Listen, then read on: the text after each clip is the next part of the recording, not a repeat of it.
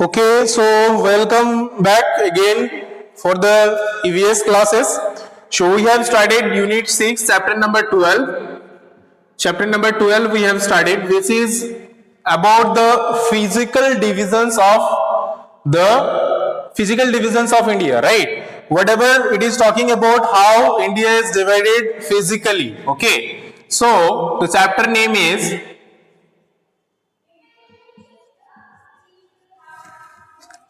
Physical Divisions of India. So now we are going to learn about this. Why physical divisions of India? Actually, India is divided on the basis of the physical structure of the particular area, particular location. कहीं पे ऐसा है कि जहां पे mount Everest है तो वहां का फिजिकल स्ट्रक्चर जो है वो प्लेन नहीं है, ठीक है. So that is categorised into another way. कहीं का क्या है कि जहां पे बहुत पानी कम रहता है, सो डेजर्ट एरिया जो होता है वहां पे ना कुछ ज्यादा पेड़ आपको मिलेगा, ट्रीज मिलेगा, ना आदमी वहां पे सरवाइव कर पाते हैं, ना एनिमल सरवाइव कर पाता है. कुछ ही टाइप्स का एनिमल्स जो है वहां पे रह पाता है, या तो कुछ कांटेदार पेड़ जो है वहां पे सरवाइव कर पाता है, ठीक है. तो उसी तरह से और भी अलग अलग जो इंडिया का मैप है या इंडिया का लोकेशंस है उसको डिवाइड किया गया है on the basis of the physical conditions. Okay, so this is all about we will discuss in this chapter how the India is divided according to the physical conditions of the location. Okay, so specially first it is categorized into 5 basic divisions. Okay, 5 major landforms. Okay, so there are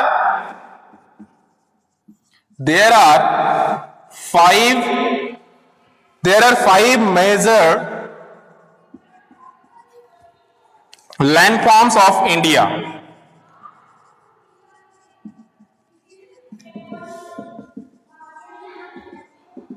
So which are those? The first type is the Himalayas. So first is the Himalayas.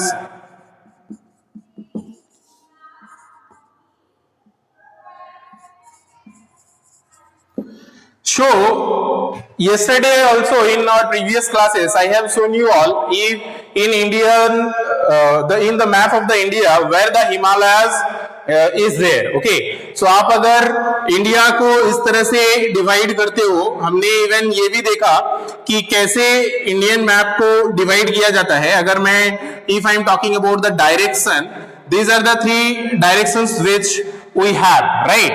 So first is the NS, so north, south, and this is the east and this is the west. आप जब खड़े होते हो तो ये east होता है, ये वेस्ट होता है, बट आप लिख रहे हो तो इधर से लिख रहे हो तो definitely this is the east, this is the west. Okay, this side is the west. So that is why in board or in map that side is the east, this side is the west, and north south is this. And this is how also it is divided, and out of this Himalayas first, and then we have glaciers also, which we have shown in the same yesterday in India's map. In our previous classes we have checked that also, where the desert is located. Okay, so the third desert, the third desert.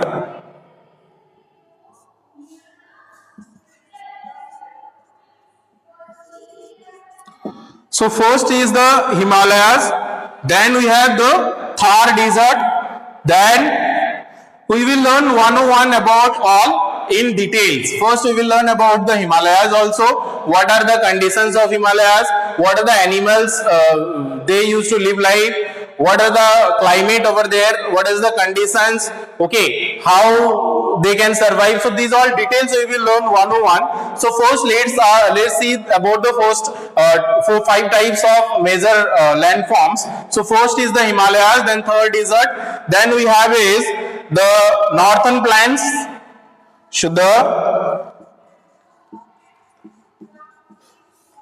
northern plains, then we have the southern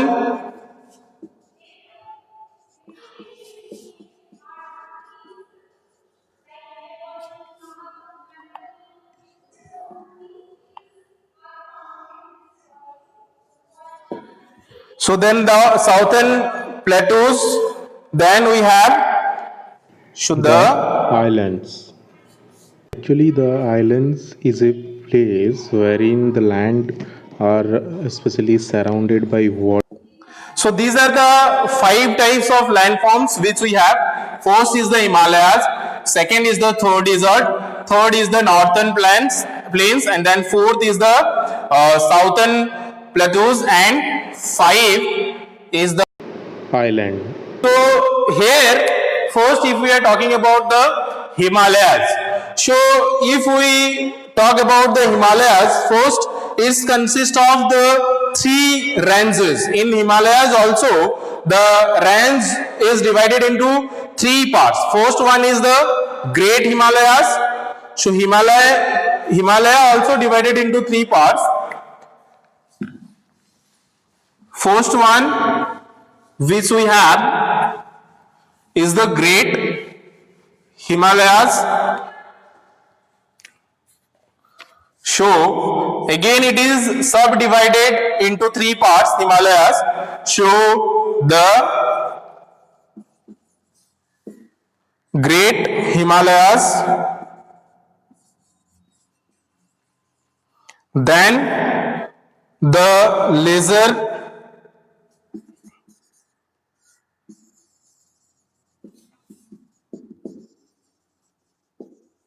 Himalayas, and then third one is the outer one.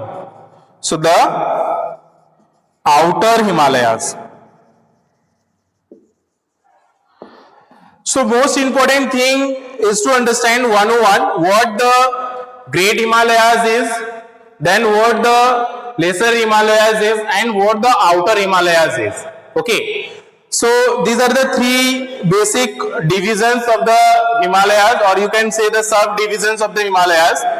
And the first thing, the Himalayas have been snow covered peaks. So जो भी हिमालयाज होता है, जैसे suppose इस तरह से अगर हिमालय का स्ट्रक्चर हम लोग बनाएंगे, तो इसमें क्या होता है, these all area are covered by the snows.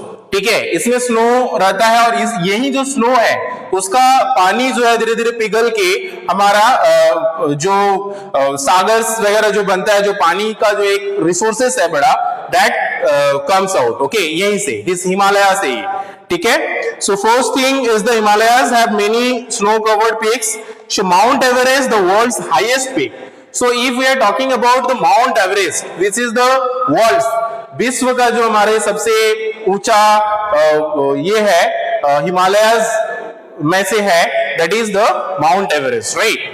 So now if we talk about few more thing about it, there are many slow moving rivers of ice in this region. So what you will observe in this region, I mean we are talking about the Mount Everest. In the region of Mount Everest, what you will see is there are small part of the rivers. छोटा छोटा जो भी ये जो है ना, क्योंकि यहाँ पे स्नो है, ठीक है, तो स्नो का जो पानी होता है उससे छोटा छोटा काफी रिवर फॉर्म हो जाता है. ठीक है, so that you will see over there. ये चीज आपको यहाँ पे देखने को मिलेगा. कहां पे? ये माउंट एवरेस्ट के आमने सामने. ठीक है. And after then they are called glaciers. और उसको क्या बोला जाता है, वो जो मतलब छोटा छोटा जो पानी का मतलब आइस का जो ये होता है, उससे जो नदी बनता है, that is called the glaciers. इसको ग्लेशियर्स बोला जाता है. ठीक है. This glaciers melts to form river like Ganga. तो इसी से ये जो छोटा छोटा रिवर्स है, ये एक साथ जब जाके मीट करता है, एक साथ जब सभी जाके मिलता है, that is forming the river Ganga. ठीक है, रिवर गंगा का फॉर्म इसी से धीरे धीरे होता है. तो आप समझ सकते हो कि हम लोग का जो गंगा का पानी है वो कैसे ग्लेशियर्स के बाद वहां से होते हुए आता है, कैसे हिमालय से होते हुए आता है, कैसे हमारा जो वर्ल्ड का हाईएस्ट पिक है जो कि माउंट एवरेस्ट है, वहां से होते हुए हम लोग को मिलता है. ठीक है. So this is all about the basic some information about the Himalayas. Okay. Now plants in the Himalayas. Which types of plants you will see in the Himalayas, that we will see. So आप समझ सकते हो क्योंकि this is the coldest place. So which type of plants it may be there.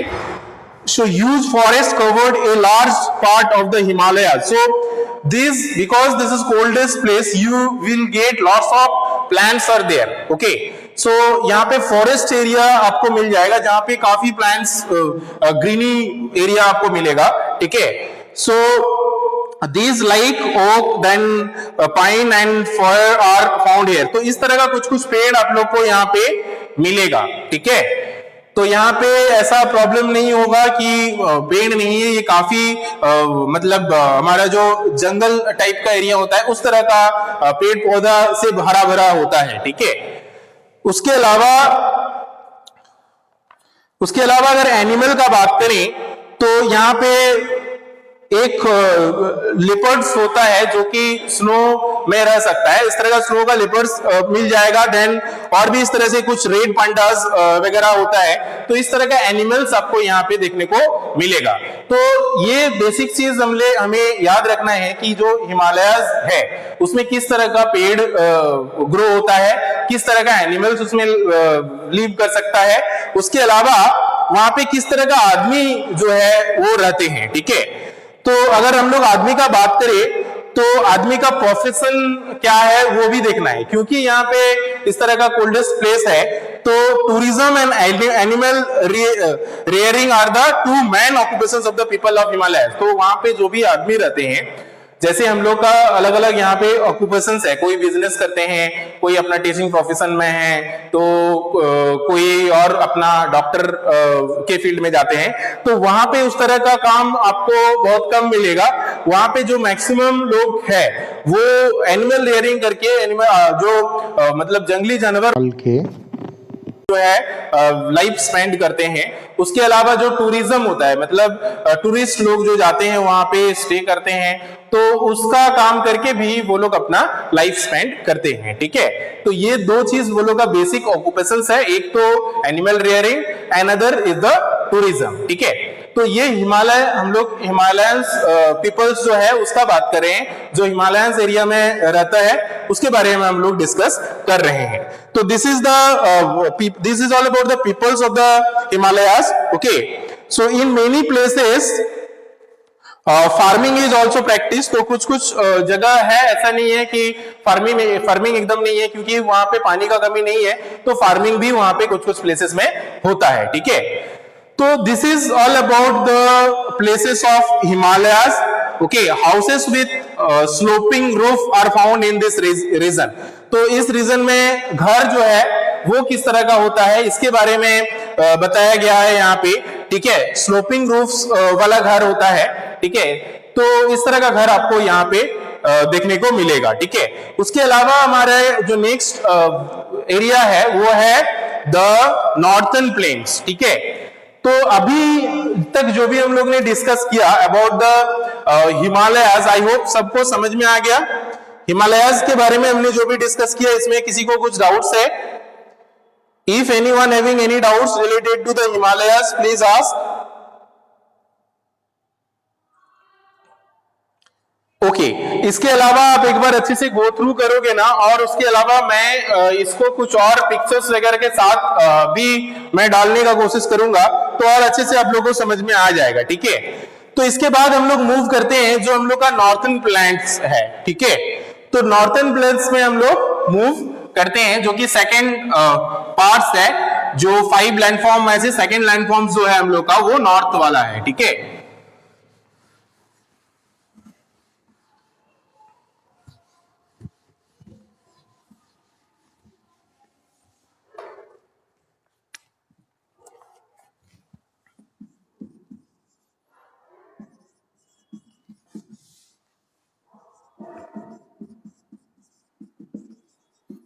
So what happens in northern plains now? Okay, so in these plains are large flat land area. तो यहाँ पे ये क्या होता है कि यहाँ पे बहुत ज्यादा एरिया तक पूरा फ्लैट सरफेसेस रहता है. ठीक है. यहाँ पे 3 रिवर से ये बनता है. One is the Indus, then Ganga, then Brahmaputra. So with the help of these 3 rivers, the northern plains you will see. Okay, so in this what happens, this makes the soil of the region fertile. तो इसके कारण जो यहाँ का मिट्टी होता है वो काफी उपजाऊ हो जाता है. ठीक है, इसके अलावा क्या है, the region is divided into 3 parts. अब इस रीजन को और भी 3 पार्ट में डिवाइड किया गया है. Which are the 3 parts? First part is Punjab Haryana plains. So the again this is divided into 3 parts. So the Punjab Haryana, मतलब ये जो एरिया आता है पंजाब और हरियाणा एरिया, वो फर्स्ट पार्ट में आता है नॉर्थन प्लेन्स में. ठीक है, तो आप अगर उसको इंडिया का मैप को 4 डिवाइड पार्ट करोगे 4 लोकेशंस में, तो आपको मिलेगा ये नॉर्थन प्लेन्स में आएगा, पंजाब और हरियाणा लोकेशंस भी. ठीक है, उसके अलावा हम लोग का आता है सेकंड में the Ganga plains, the Ganga plain, and third आता है द ब्रह्मपुत्र प्लेन. शुद्ध ब्रह्मपुत्र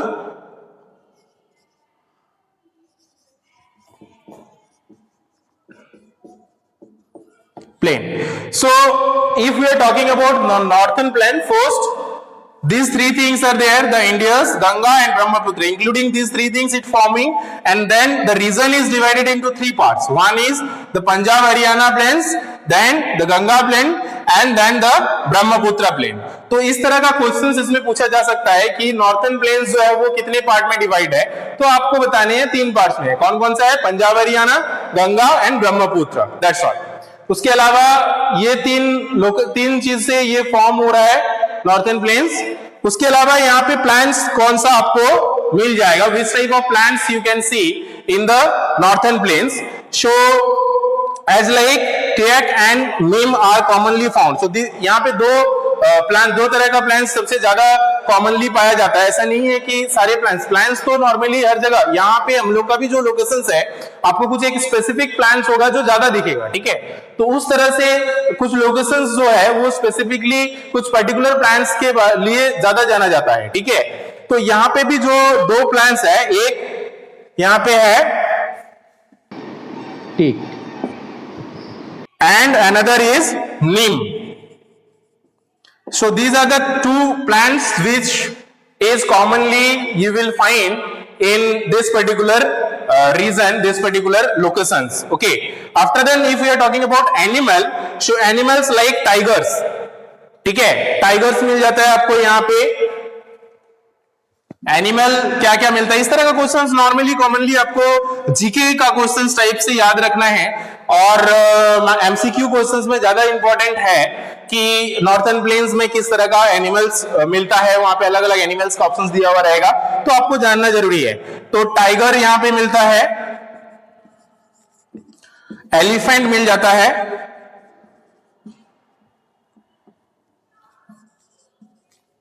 उसके अलावा हमारे यहां पे डियर भी मिल जाता है. सो ये 3 एनिमल्स हमारा जो नॉर्थन प्लेन्स है वहां पे मिलता है. ठीक है, तो एक तो टाइगर, दूसरा एलिफेंट्स एंड तीसरा डियर. तो ये 3 एनिमल्स हम लोग का नॉर्थन प्लेन्स में पाया जाता है. Now what about the people in the northern plains, वहां का आदमी कैसा होते हैं या उनका क्या ऑक्यूपेशंस होता है, वो किस तरह से रहते हैं वहां पे. So the northern plains are densely populated. तो पॉपुलेटेड मतलब यहाँ का पॉपुलेशन ज्यादा है. उसके अलावा agriculture is the chief occupation. So यहाँ का जो हम लोग का भी अगर यहाँ का आप देखोगे तो मैक्सिमम लोग जैसे एग्रीकल्चर करते हैं, तो यहाँ पे नॉर्थन प्लेन्स का भी जो लोकेशंस है वहां पे भी जो बेसिक ऑक्यूपेशन ये लोग का है ये एग्रीकल्चर है. जैसे कि हम लोग ने हिमालयाज के बारे में पढ़ा कि वहां का जो लोग है उनका बेसिक ऑक्यूपेशन क्या है कि एनिमल पालना है, और उसके अलावा जो टूरिज्म है वो लोग का बेसिक ऑक्यूपेशन है. बट यहाँ पे जो नॉर्थन प्लेन्स का लोग होते हैं इनका agriculture is the basic occupations. Okay, so this is all about the northern plains and the Himalayas, and rest of all we will discuss in our next class. So today's homework, if we are talking about, I have already uploaded, but you do that much only, and after that we will do the homework of this chapter also. So I hope today you have understood about the Himalayas and the northern plains of the India. Okay, how the physically divisions of India is there, and what are the conditions of the Himalayas and what are the conditions of the northern plains. Okay, so if anyone having any doubts till now you can ask. अभी तक जो भी discussion हम लोग ने किया है, अगर इसमें से किसी को कुछ डाउट्स है तो प्लीज पूछो, बताओ, हम लोग डिस्कस करेंगे हिमालयाज और नॉर्थर्न प्लेन्स के बारे में. अगर किसी को कुछ डाउट्स है तो प्लीज बताएं. Sir, what is the homework I have already given in the videos, so that is why I am not giving here. Homework मैंने ऑलरेडी वीडियो में दे दिया है, और जो होमवर्क था वो एक तो था हमारा जो प्रीवियस एक्सरसाइज, प्रीवियस चैप्टर 11 का वेस्ट मैनेजमेंट का एक प्रोजेक्ट था, वो हमने होमवर्क में दिया था. और उसके अलावा सारे क्वेश्चंस जो है, बाकी सारे क्वेश्चंस जो है इसका, वो हमने फेयर कॉपी में बनाने के लिए दिया था अच्छे से. ठीक है, और उसका क्वेश्चन आंसर भी हमने दे दिया था. और उसका ये जरूरी नहीं है कि किसी ने ऑलरेडी अगर अच्छे से उसका आंसर कर लिया है तो भी उसको करेक्शन करके यही आंसर लिखना है. Nothing like that. आप अपने लैंग्वेज में आंसर लिखोगे, जो भी बेस्ट होगा वो लिखोगे. ऐसा मैंडेटरी नहीं है कि मैं जितना बताया हूं उतना लिखना है या जो बताया हूं वही लिखना है. हाँ, एमसीक्यू वगैरह में तो डेफिनेटली करेक्ट आंसर जो होगा वही करोगे.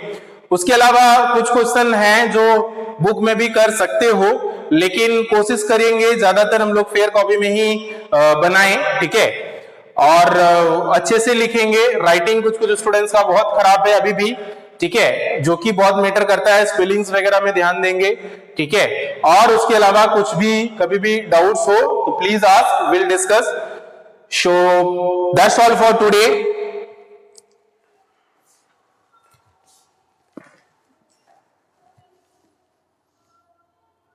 Thank you everyone. Have a good time. Take care and bye bye.